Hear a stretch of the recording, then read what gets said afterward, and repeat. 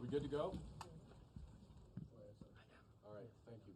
Mr. President, welcome to Canada. Thank you very much. It's a great honor. Happy birthday. A few days short. A little bit. A few days short, but didn't have a chance to see you on the day. Happy birthday to the U.S. military as well, 250th, and this is the 50th birthday, if you will, of the G7. This marks the 50th birthday of the G7, and the G7 is nothing without U.S. leadership, and your personal leadership of the United States, many issues. Geopolitics, economic, technology, and working hand in hand with the United States, Canada and the United States, and the other G7 partners with your leadership. Very much looking forward to the meeting and grateful to have you. Thank you very much, Mark. I appreciate it, and we've developed a very good relationship, and we're going to be talking about trade and many other things. And we have a whole group of people, some traders and some other people. I see my top economy people. But we have a very talented group of people, and you do too, and I know they work together very well. I look forward to that. The G7 used to be the G8. Barack Obama and a person named Trudeau didn't want to have Russia in, and I would say that was a mistake, because I think you wouldn't have a war right now if you had Russia in, and you wouldn't have a war right now if Trump were president 4 years ago, but it didn't work out that way. But it used to be the G8. And now it's, I guess, what's that, 8 years ago, it switched over. They threw Russia out, which I claimed was a very big mistake, even though I wasn't in politics then. I was very loud about it. It was a mistake in that you spend so much time talking about Russia, and he's no longer at the table, so it makes life more complicated. But you wouldn't have had the war. Other than that, I think we're going to accomplish a lot, and I expect to. And I think our primary focus will be trade and trade with Canada, and I'm sure we can work something out. Yeah, very good. Thank you very much. Yeah, so much. Thank you very much. Mr. President, holding up a deal with Canada. How close are you to a deal? What is holding up a deal with Canada from your perspective? It's not so much holding up. I think we have different concepts. I have a tariff concept, and Mark has a different concept, which is something that some people like. But we're going to see if we can get to the bottom of it today. I'm a tariff person. I've always been a tariff. It's simple, it's easy, it's precise, and it just goes very quickly. And I think Mark has a more complex idea, but also very good. So we're going to look at both, and we're going to see what we're going to come out with something. Hopefully. Do you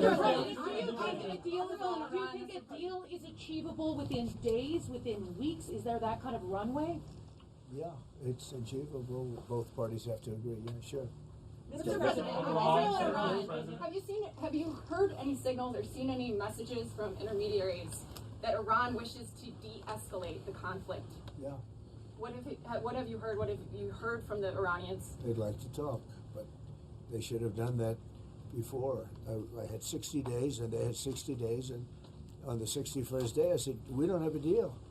They have to make a deal, and it's painful for both parties, but I'd say Iran is not winning this war, and they should talk, and they should talk immediately before it's too late. And what would you say, in your opinion, what would it take for the U.S. to get involved in this conflict militarily? I don't want to talk about that. And you mentioned Putin. Do you think that he should have a seat at the G7 today, that it should be the G8? I'm not saying he should at this point, because too much water's gone over the dam, maybe. But it was a big mistake. Obama didn't want him, and the head of your country, the proud head of your country, didn't want him. This was a big mistake. You wouldn't have that war. You know, you have your enemy at the table. Even, I don't even consider him, he wasn't really an enemy at that time. There was no concept. If I were president, this war would have never happened. But likewise, if he were a member of what was called the G8 at that time, it was always the G8, you wouldn't have a war right now. Why not What have China intelligence support are you providing Israel? We've always supported Israel. We have for a long period of time, strongly. And Israel's doing very well right now.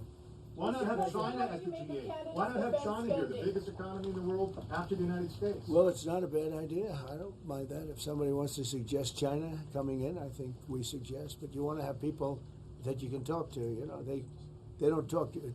Putin speaks to me. He doesn't speak to anybody else. He doesn't want to talk because he was very insulted when he got thrown out of the G8, as I would be, as you would be, as anybody would be. He was very insulted, and I mean, he was thrown out by Trudeau, who convinced one or two people, along with Obama. He was thrown out, and he's not a happy person about it. I can tell you that. He basically doesn't even speak to the people that throw him out, and I agree with him. Go ahead. On immigration, why are you ordering ICE to target Democratic inner cities? What's behind that?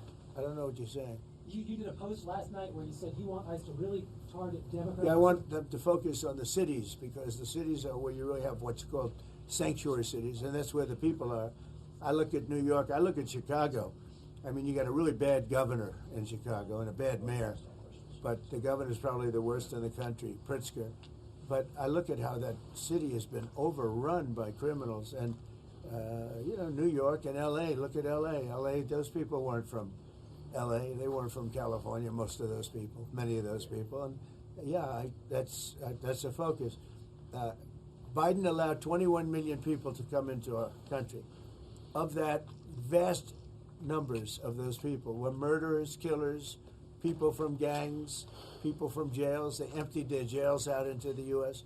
Most of those people are in the cities, all blue cities, all Democrat-run cities, and they think they're going to use them to vote. It's not going to happen. Mr. President, you said it would take 2 weeks to decide if Thank you. If you don't mind, I'm going to exercise my role, if you will, as G7 chair, since we have a few more minutes with the president and his team, and then we actually have to start the meeting to address some of these big issues. So, alors merci beaucoup pour vos questions. Thank you. That's it. That's it. Thank you very much. Out. So guys, out.